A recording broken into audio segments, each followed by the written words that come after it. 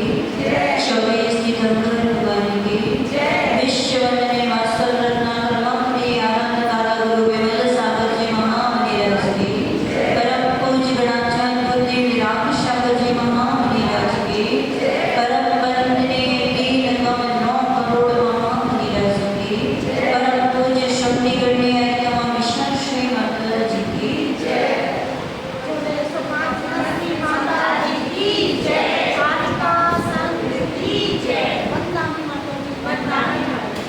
वर्तमान शास्त्र में श्री वर्तमान स्वामी के शासन काल में विराजकर हम सभी उनके पावन पीयूष अमृत वाणी का माँ जिनवाणी के माध्यम से प्रश्न कर रही है। जिसने माँ जिनवाणी को अपने हृदय आश्रय पर विराजमान किया है, माँ जिनवाणी ने उसे 3 लोक के शिखर पर विराजमान किया है।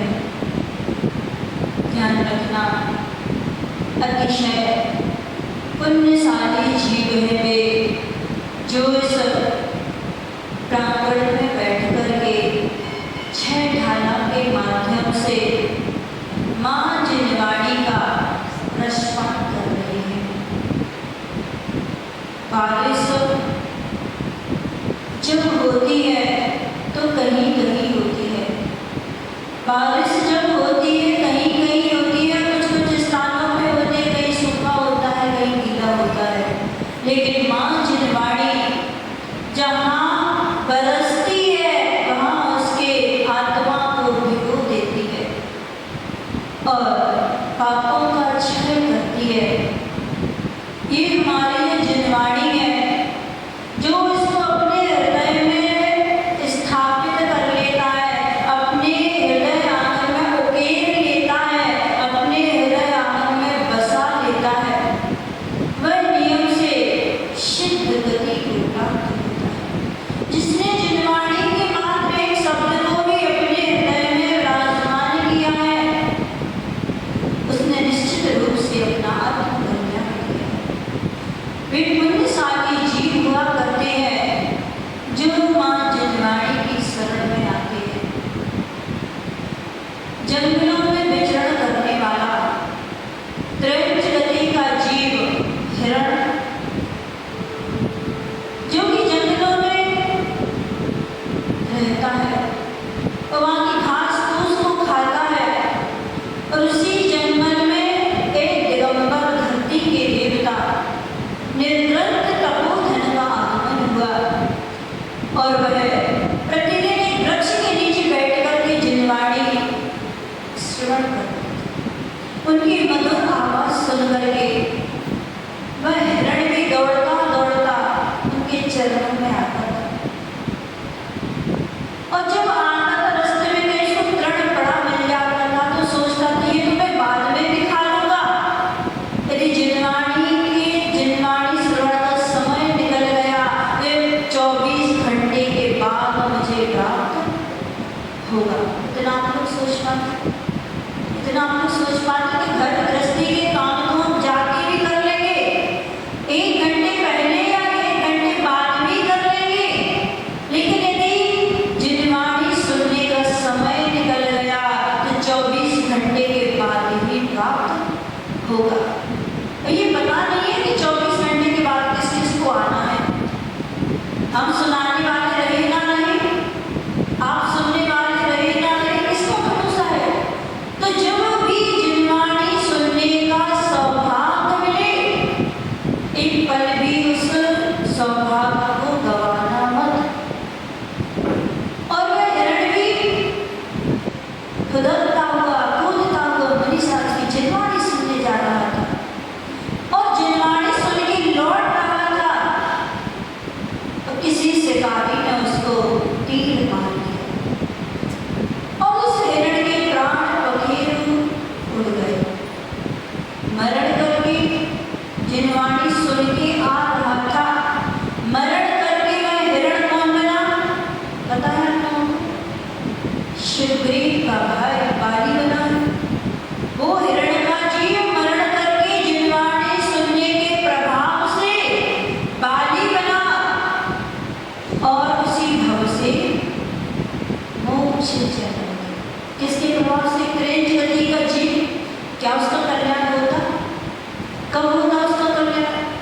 लेकिन जिनवाणी की श्रवण करने से, जिनवाणी को सुनने से जब आपको कुछ समझ नहीं आता है तो क्या उस त्रिजगति के जी को क्या समझ में आता होगा, क्या समझता हो, लेकिन फिर भी सुनने जाता था। बहुत सारे लोग मानते हैं समझ में नहीं आता है, धर्म सुंदर समझ में नहीं आता है, रत्न ग्रहण का शाम का जब समझ में नहीं आता है, समझ में नहीं आता है, फिर भी सुनना। आज की जिनवाणी पता नहीं किस भाव में हमारे लिए वैराग्य का कारण बन जाए। आज का सुना हुआ एक शब्द पता नहीं किस भाव में हमारे लिए सम्यक दर्शन प्राप्त करने का निमित्त बन जाए। जब भी जिनवाणी सुनने का सौभाग्य मिले कभी छोड़ना मत। भरत चक्रवर्ती के बारे में आता है कि भरत चक्रवर्ती आदिनाथ भगवान का प्रथम पुत्र, और जब आदिनाथ भगवान के लिए केवल ज्ञान की प्राप्ति हो गई, राजा श्रेणिक और भरत चक्रवर्ती इतने पुण्य आत्मा जीव थे कि जब भी वो भगवान के समूह शरण में पहुंचते थे भगवान की वाणी स्वयं खिलने लगती थी। अब आप कहोगे कि राजा श्रेणिक भगवान महावीर स्वामी के मौसा जी थे इसलिए खिलने लगती होगी, आदिनाथ भगवान के भरत चक्रवर्ती प्रथम पुत्र थे, राग के बस खिलने लगी होगी। कीर्तन करो तो किसी से राग द्वेष नहीं होता है, लेकिन उस जीव का इतना पुण्य था कि वो समूह शरण में पहुंचते ही भगवान के समूह शरण की उनकी वाणी स्वयं खिलने लगी। आप लोग अब माता जी के पास कोई विशेष भक्त आए हैं, माता बोलने लगी, वैसे माता पढ़ गई। उस जीव का पुण्य भी है, उस जीव का पुण्य भी है कि मुझे बोलने के लिए मजबूर होना पड़ा। तो जब जब भरत चक्रवर्ती आदिनाथ भगवान के कैलाश पर्वत पर पहुंचते थे भगवान की वाणी खिलने लगती थी, और जब भगवान आदिनाथ को केवल मोक्ष की प्राप्ति हो गई, उनका निर्वाण हो गया, सौधर्मेंद्र अपने पूरे परिकर के साथ निर्वाण कल्याण की, मोक्ष कल्याण की पूजन करके आए।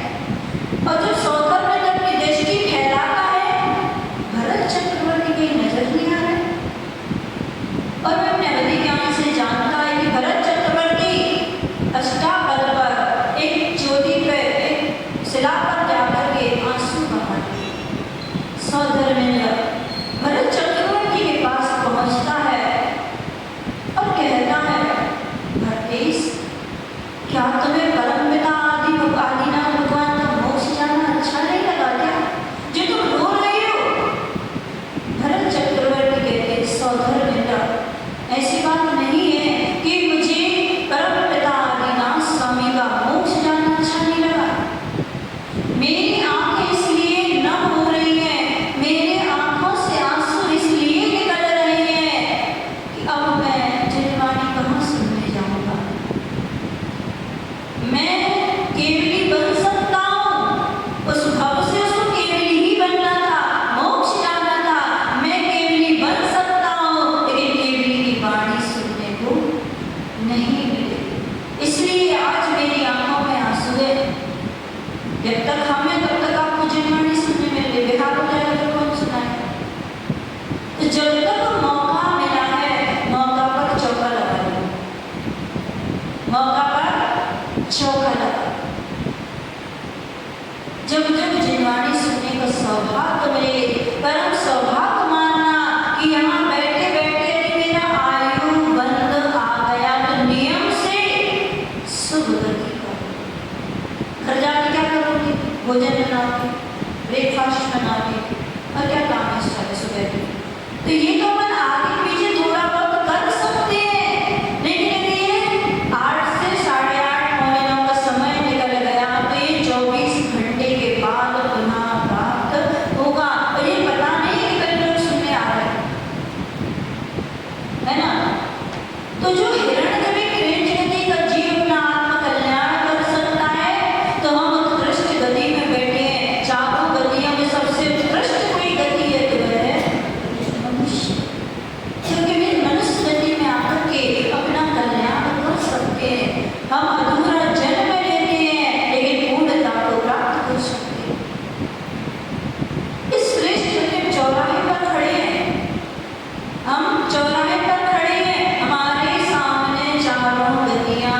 जुड़ी हुई हैं। एक नरक की ओर जाती है, एक ग्रंज गति की ओर जाती है, एक देव गति की ओर जाती है, मनुष्य गति की ओर जाती है। और इस गाड़ी की स्वयं ड्राइवर है। इस देह की, इस शरीर की रूपी गाड़ी की हम स्वयं ड्राइवर हैं। अभी हमारे ऊपर निर्भर करता है कि हमें किस ओर जाना है। सबके पता है क्या करने से कहाँ जाते हैं, नरक का कैसे जाते हैं। वैवाहं परिग्रहतो नारकस्य युषा, बहुत आरंभ, बहुत परिग्रह जोड़ने से नरक गति का आश्रव बंद होता है। आवश्यकता परिग्रह में नहीं आता है। आवश्यक जितना है उतना तो श्रावक जब तक है रखना पड़ेगा। यदि श्रावक के पास पैसा नहीं है तो श्रावक दो कौड़ी का। यदि श्रावक के पास पैसा नहीं है तो श्रावक दो कौड़ी को कैसे दान करेगा, कैसे साधु का आहार कराएगा। और यदि साधु के पास पैसे हैं तो साधु दो कौड़ी का, क्योंकि उसका काम नहीं है पैसे रखना। उसका काम क्या है? ज्ञान ध्यान तपोरता, ज्ञान ध्यान और तप में लीन रहे। इसके आगे साधु का दूसरा कोई काम नहीं है। जिनवाणी जो है बहुत विशद रूप में खिली थी। आज हमारे ऊपर राजस श्रेणी को बहुत बड़ा उपकार है। राजस श्रेणी यदि भगवान महावीर स्वामी के समूह शरण में प्रश्न नहीं करते। कितने प्रश्न किए उन्होंने? 60,000। भगवान महावीर स्वामी से राजस श्रेणी ने 60,000 प्रश्न किए। वो भले नरक चले गए, लेकिन उनका उपकार हमारे ऊपर है। तो उनके प्रश्नों के उत्तर में जिनवाणी आज हमारे पास है। जिनवाणी इतनी नहीं है जितनी हमारी अलमारियों में है। जिनवाणी बहुत विशाल रूप में खड़ी है, बहुत बहुत विशाल रूप में खड़ी है। वहां पर लास्ट में एक बहुत बड़ा बर्फ का सिल्ली रखी हुई है और हम आपसे बोले वो सिल्ली वहां से यहाँ तक लानी है। लेकिन शर्त एक है कि कोई भी डायरेक्ट लेके नहीं आएगा। जितने लोग बैठे हैं हाथ से एक में, दूसरे, तीसरे, चौथे, पांचवें, ऐसे एक एक हाथ में उतर के आएगी। जब मेरे पास तक आई तो गीला हाथ आया। वहां से बर्फ टूट के जब धीरे धीरे धीरे धीरे धीरे धीरे आई, मेरे हाथ तक आते हुए गीला हाथ आया। जिनवाणी बहुत विशाल रूप में तीर्थंकर के मुख से खिली थी, लेकिन हमारे पास आते आते आते आते आते आते गीले हाथ के रूप में बची। थोड़ी सी जिनवाणी बची। जितनी भगवान के मुख से खिली उतनी गणधर नहीं झेल पाए। जितनी गणधरों ने झेली उतनी वो बखान नहीं कर पाए। और जितनी उन्होंने बखान की है उतनी हम लिख नहीं पाए। और जितनी हम लिख पाए हैं उतनी हमारे पास है नहीं है। और जितनी हमारे पास है उतनी हम अपने आत्मसात नहीं, आत्मकल्याण का हेतु नहीं बना पाए।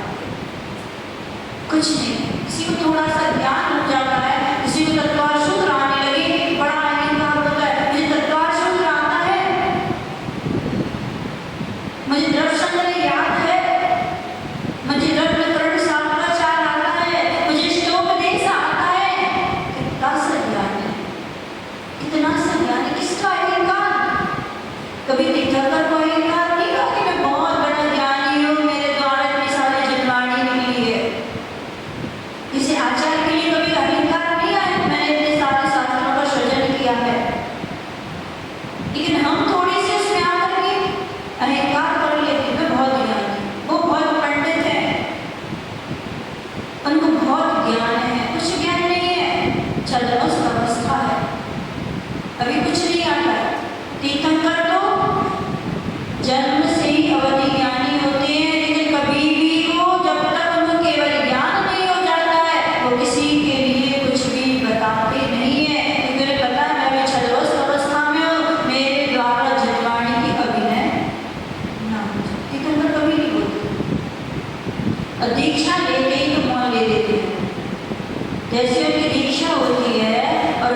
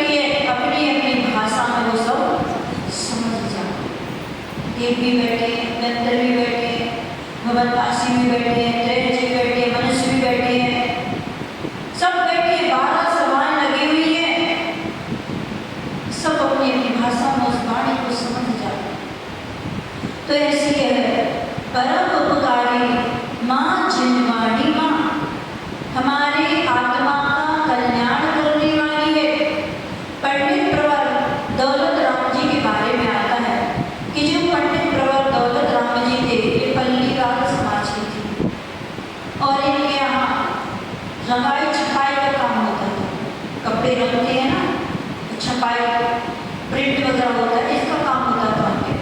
तो जब पंडित प्रवर दौलत राम जी अपना काम करते थे तो घर गृहस्थी का भी करते थे, दुकान का भी सब करते थे।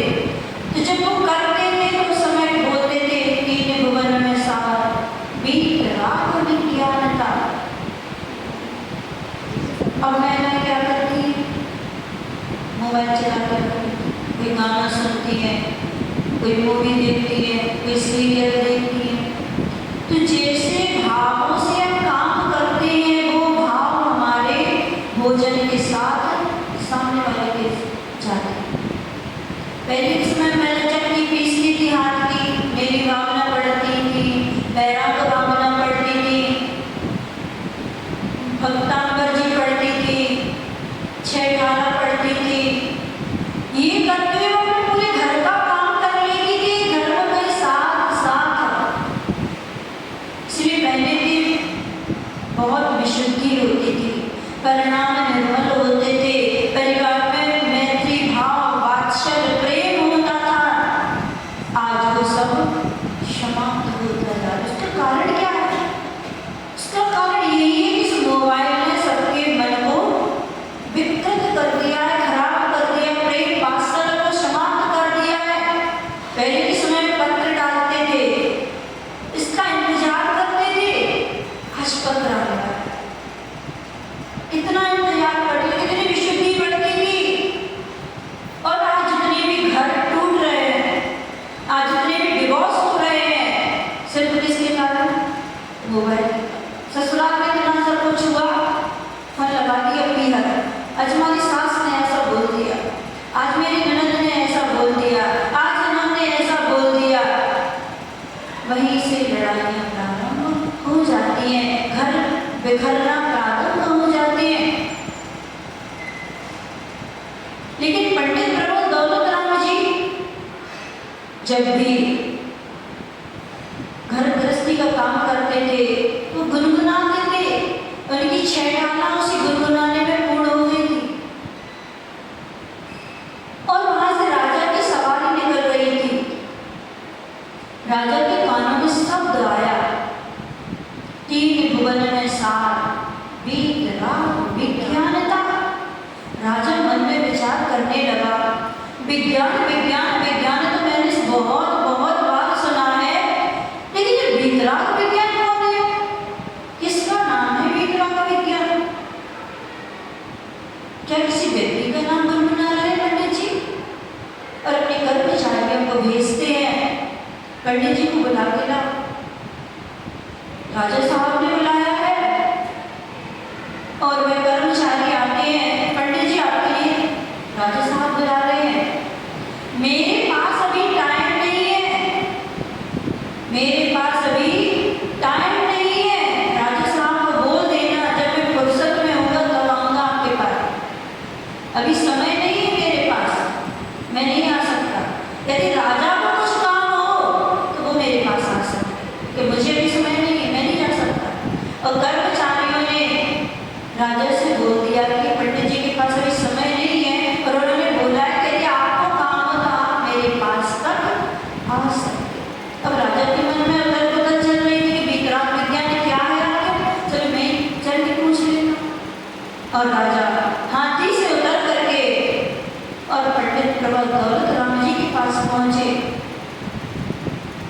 राजा साहब की उन्होंने सम्मान किया और राजा ने पूछा, पंडित जी मैंने विज्ञान तो बहुत सुना है, लेकिन आप वीतराग विज्ञान क्यों बोल रहे हैं? ये कौन सी नई विज्ञान चालू हो गई? ये कौन सी लाइब्रेरी में है ये वीतराग विज्ञान? पंडित जी कहते हैं, राजा साहब वीतराग विज्ञान कुछ नहीं है, आप हाथी से उतर करके मेरे गरीब की दुकान तक आए, यही वीतराग विज्ञान है। जहाँ आपने राग छोड़ा है, आपने अपने अहंकार को छोड़ा है, मैं राजा हूँ, आपने अपने अहंकार को छोड़ा है, हाथी से उतर कर पैदल चल के आप मेरी दुकान तक आए हैं, यही वीतराग विज्ञान है। जहाँ अहंकार का विसर्जन होता है वहीं से वीतराग का शुरू हो जाता है।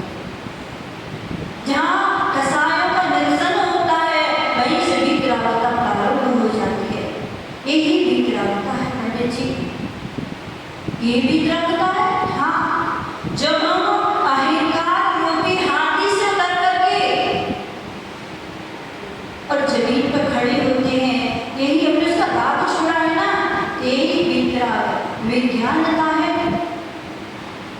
लेकिन आज के विज्ञान में हर इंसान के लिए दूल्हा लंगड़ा अंधा बना दिया है। आज के विज्ञान ने मनुष्य के लिए बारूद के ढेर पर खड़ा कर दिया है।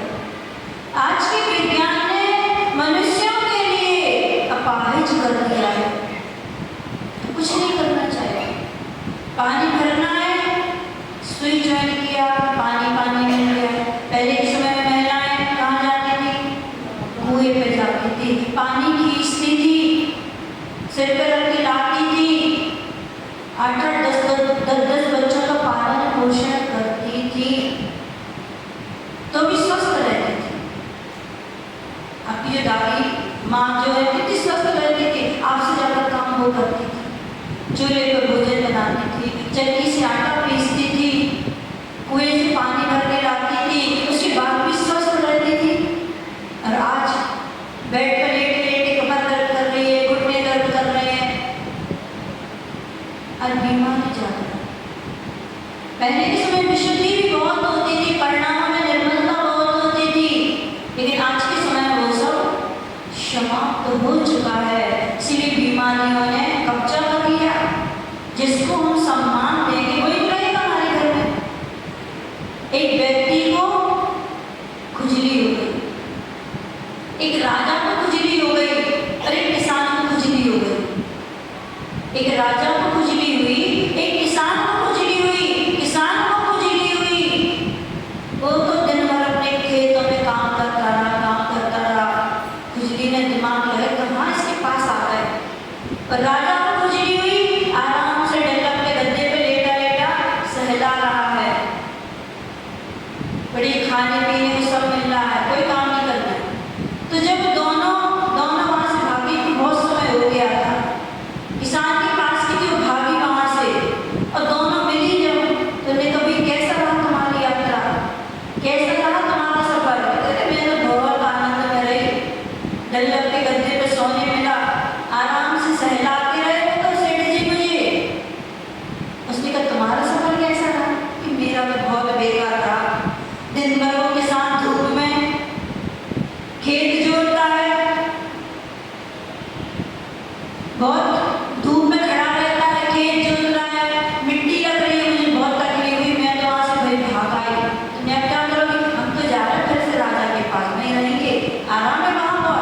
तो हम जिसको स्थान देंगे वो हमसे कभी जाना नहीं चाहेगा। यदि हम लोगों को स्थान दे देंगे तो काय हो जाएंगे? आराम से सोने मिल रहा है, 8 बजे उठने मिल रहा है, काम करने कुछ है नहीं है, आराम से लोग पड़े रहेंगे, आराम से बने रहेंगे, जीवन भर बने रहेंगे। तो हमें दोषों को स्थान नहीं देना है। जब यदि आपसे कोई बुराई करता है और आप उसके हाँ में हाँ मिलाने लगते हो, हाँ वो तो ऐसे ही है, वो ऐसे ही करते, तो उसके दूसरे दिन भी फिर आपसे बुराई करेगा, अरे तो मेरे हाँ में हाँ मिलाते हैं। लेकिन तीसरे दिन इसको डांट देगा कि मुझसे किसी की बुराई मत करना। ना हम बुराई करते हैं और ना बुराई हम सुनते हैं, इसीलिए कोई मुझसे बुराई मत करना, तो उससे कहने की किसी की हिम्मत नहीं होगी। तो जो सुनेगा उसके पादार पर रहेगा। तो हम जिसको स्थान देते हैं वही हमारे पास ठहरता है, रुकता है। तो हमारे लिए बुराइयों को स्थान नहीं देना है, हमें माँ जिनवाणी को स्थान देना है।